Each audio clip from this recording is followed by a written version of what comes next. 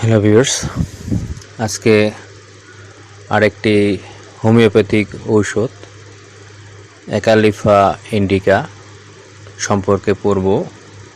Doctor NC ঘোষের comparative materia Medica থেকে।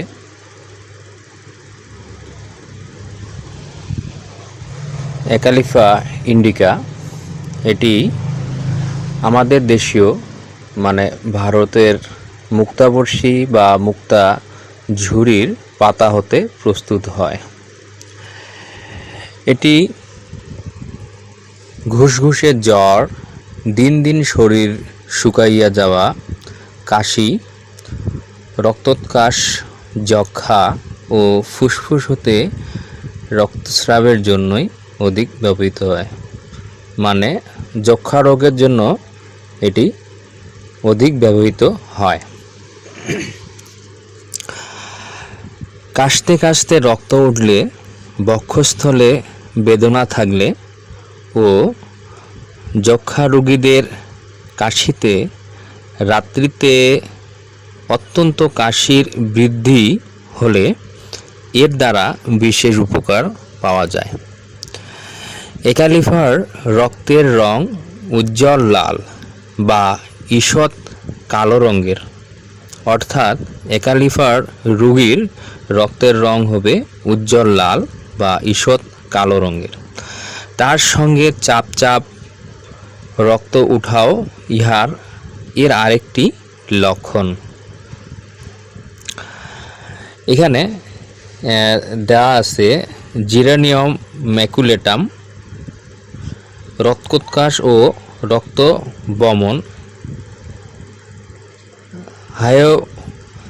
হায়োমপটাইসিস ও হায়োম্যাটেমেসিস পীড়ায় রোগে সাধারণত acalypha, aconite, ipecac, arnica, hamamelis, millefolium, arsenic, belladonna, china, ferrum, carbo, crocus, phosphorus, secale ইত্যাদি ঔষধগুলি উপযোগী হলেও যখন কোনো ঔষধ যথারীতি উপকার না পাওয়া যায় বা স্থায়ী উপকার না হয়, তখন এর মূল আরক অর্থাৎ অ্যাকালিফা ইন্ডিকার মূল আরক মানে মাদার টিংচার 10 থেকে 30 ফোঁটা পর্যন্ত মাত্রায় পীড়ার রোগের উগ্রতা অনুসারে, রোগের বেগ অনুসারে, রোগের তীব্রতা অনুসারে 2 থেকে 3 বার 4 ঘন্টা অন্তর প্রয়োগে, 4 ঘন্টা পর পর প্রয়োগে এক এক সময় জাদু মন্ত্রের মতো পীড়ার উপশম হয়। অর্থাৎ এখানে যে ওষুধগুলো আছে এই ওষুধগুলোতে যদি উপকার না হয়, যথারীতি উপকার না হয়, তাহলে এই যে ওষুধটির কথা বলা হলো সেই ওষুধটি কি মাদার টিংচার 10 থেকে 30 ফোঁটা 2-3 বার 4 ঘন্টা পর পর যদি রোগের তীব্রতা অনুসারে খাওয়ানো যায়, রোগীকে প্রয়োগ করা যায়, সেক্ষেত্রে জাদুর মতো কাজ হবে, জাদুর মতো রোগের উপশম হয়।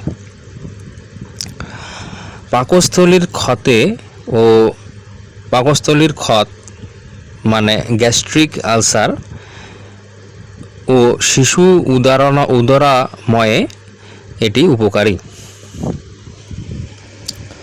Doctor S.R. আর্নেডের প্র্যাকটিস অফ মেডিসিন নামক একটি গ্রন্থে simple ulcer of the stomach অধ্যায়ের শেষাংশে হিমোটিমেসিস যে পরিচ্ছেদে লিখিত আছে তার শেষ সত্রে লেখা আছে, It has been affirmed that Geranium maculatum give in half drachm doses reliefs when all other medicines failed.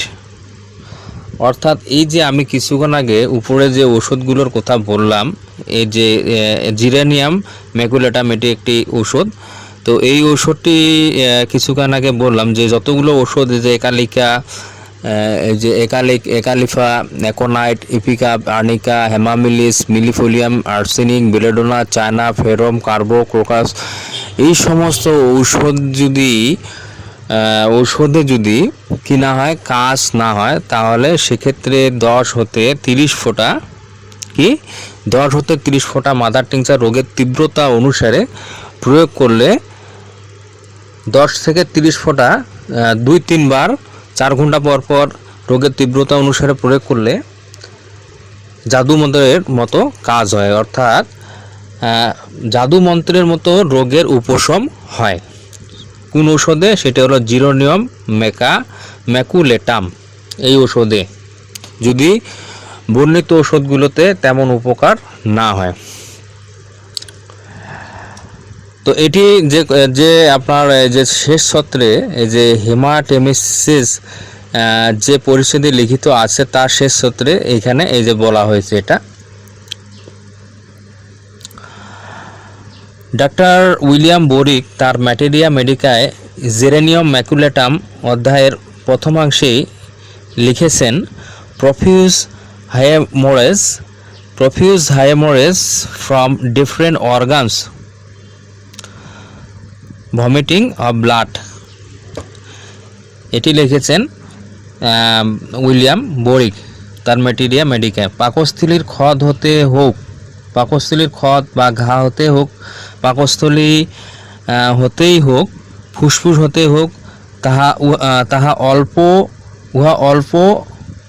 হোক আর অধিক হোক, মানে কম হোক আর বেশি হোক, মুখ দিয়ে ঝলকে ঝলকে রক্ত উঠে রোগীর আসন্ন মৃত্যুকাল উপস্থিত হলে এটি মানে জিরানিয়াম ম্যাকুলেটাম এটি যথাসময়ে প্রযুক্ত হলে বা প্রয়োগ হলে রক্ত বন্ধ হয়ে রোগী অচিরেই পুনর্জীবন লাভ করবে। তাহলে চিন্তা করুন কি গুরুত্বপূর্ণ ঔষধ এটি। It is a very important, it is an important remedy, geranium maculatum. রক্তবমন, রক্তোৎকাশে জিরানিয়াম ম্যাকুলেটাম শীর্ষক একটি প্রবন্ধ আমার নিজ চিকিৎসিত একটি মৃতপ্রায় রোগীর আনুপর্বিক ইতিহাস সহ কি সূত্রে জিরানিয়াম আমি রক্তস্রাবে প্রথম ব্যবহার করি ও কি প্রকারে জিরানিয়াম রক্তস্রাবে আজ প্যাটেন্ট ওষুধের ন্যায় হোমিওপ্যাথিতে প্রচলিত হলো তার বিস্তারিত বিবরণ হোমিওপ্যাথির এক মাসিক পত্র হ্যানিম্যান 1329 সালের কার্তিক সংখ্যায় মুদ্রিত হয়েছিল।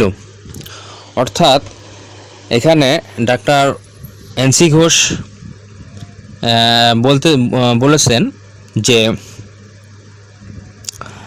আমার নিজ চিকিৎসিত একটি মৃতপ্রায় রোগীর আনুপর্বিক ইতিহাস সহ কি সূত্রে জিরানিয়াম আমি রক্তস্রাবে প্রথম ব্যবহার করি ও কি প্রকারে জিরানিয়াম রক্তস্রাবে আজ পেটেন্ট ওষুধের ন্যায় হোমিওপ্যাথিতে প্রচলিত হলো তার বিস্তারিত বিবরণ হোমিওপ্যাথির এক মাসিক পত্র হ্যানিম্যান 1329 সালের, এই যে মাসিক পত্র হ্যানিম্যান 1329 সালের কার্তিক সংখ্যায় মুদ্রিত হয়েছিল।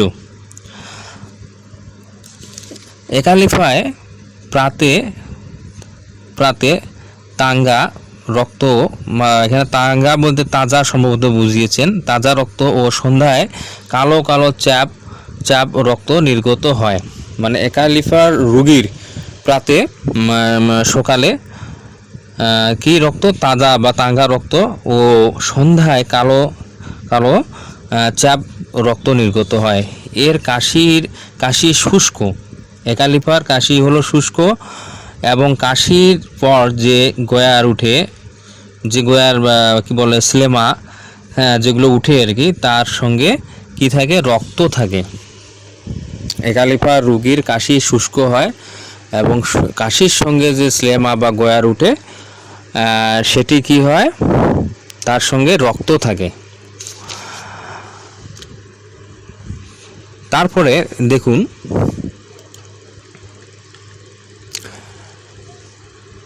আরও কিছু ক্ষেত্রে একালিফা প্রয়োগ করা হয়, একালিফা ইন্ডিকা প্রয়োগ করা হয় উদরাময় ও আমাশয়।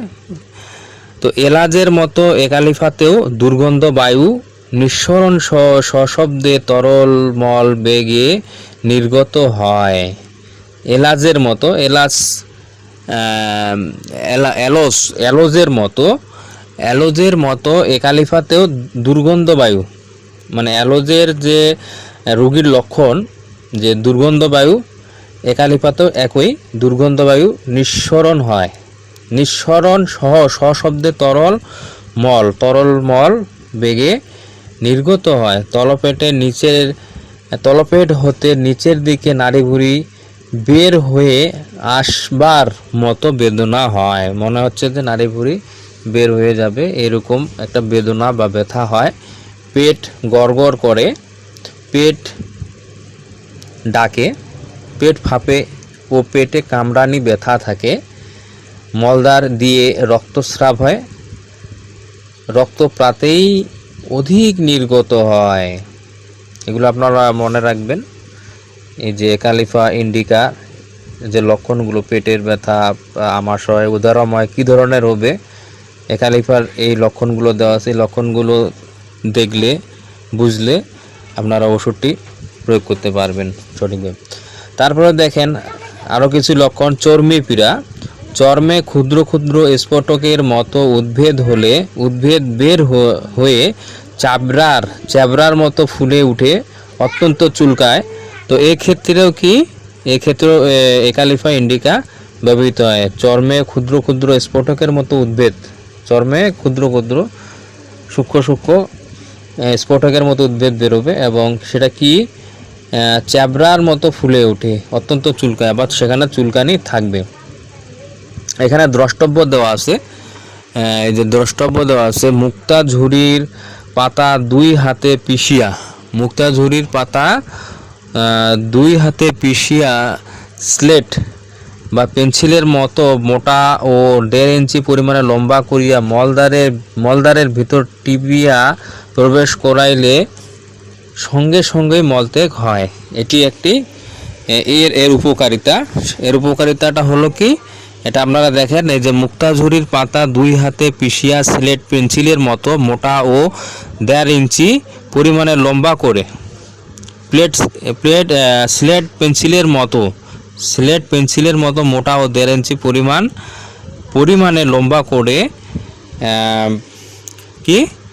মলদ্বারের ভিতরে টিপিয়া প্রবেশ করালে সঙ্গে সঙ্গে মলত্যাগ হয়। মানে যাদের 2-3 দিন 4 দিন 5 দিন মলত্যাগ হয় না, কোষ্ঠকাঠিন্য, তাদের ক্ষেত্রে যদি এই পদ্ধতি প্রয়োগ করা হয়, মানে এই মুক্তাঝুরির পাতা যদি পিষে পেন্সিলের মতো মোটা করে যদি এবং 1.5 ইঞ্চি পরিমাণে মোটা করে যদি মলদ্বারে প্রবেশ করা হয়, তাহলে সাথে সাথেই মলত্যাগ হবে।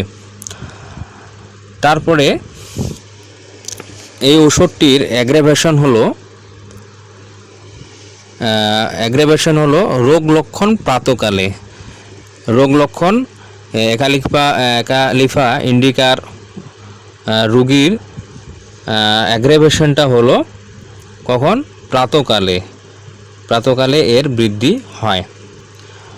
এবং এর রিলেটেড ওষুধগুলো হলো, সদৃশ ওষুধগুলো হলো অ্যাসেটিক, ক্যালিনাইট্রিক, মিলিফো,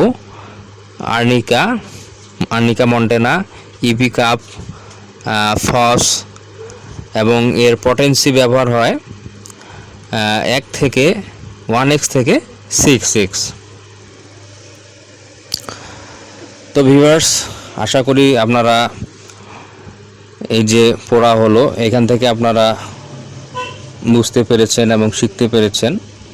আমি ডাক্তার এনসি ঘোষের কম্পারেটিভ ম্যাটেরিয়া মেডিকা থেকে হোমিও ঔষধ একালিকা ইন্ডিকা পড়ে শোনালাম।